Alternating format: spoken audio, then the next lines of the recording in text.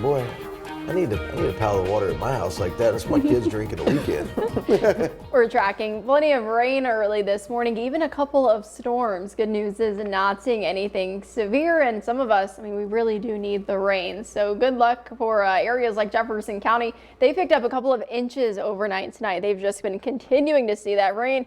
Of course, it's going to get to that point where localized flooding may be a concern. I've been kind of keeping my eye out, haven't seen any reports, but if you're in any of those northern counties and you've been maybe hearing the thunder all night, you've been hearing the heavy rain, give yourself some extra time this morning and just make sure you're extra careful. Mount Vernon and McLeansboro over to Carmi, down to Harrisburg and over to Carbondale, all seeing some rain chances right now. Those heavier pockets still really centered near Hamilton County along with Jefferson County. Still a lot of lightning. They're still pretty loud as they're making their way through. I know I heard some thunder early this morning, even shook the studio just a little bit. Live look across the region. We're not currently seeing any rain on our cameras. Still a few raindrops though over on Poplar Bluff from earlier this morning, but still tracking some activity and also tracking those very warm temperatures. We're somewhere in the 60s, almost 70 down into Kennett, 66 for Murray, bit cooler in the spots seeing that rain this morning, 63 for Mount Vernon and 62 over in Carmi.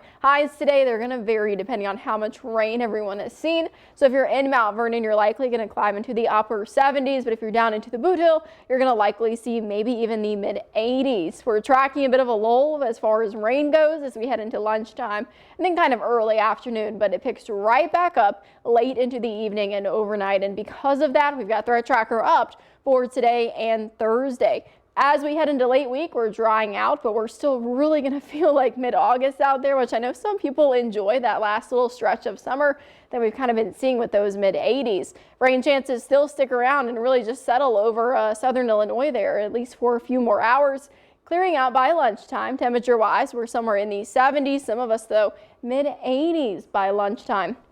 Heat of the day, there's those mid to upper 70s for the areas that saw some rain earlier this morning and are still seeing some, and then more so in the 80s for our southern counties there. Few chances of rain do stick around. This plays out into overnight, waking up very early for your Thursday. There's that next chance for some rain, could also be severe. So that's exactly why we're seeing that Storm Prediction Center outlook over our eastern counties, because this is where that goes out to. We're tracking that slight 2 out of 5 risk, and that's because as those storms move through, there is the possibility of some small hail and strong winds. And then if you travel just off to the west towards Carbondale, Cape Girardeau, tracking that 1 out of 5 risk. So really got to be weather aware.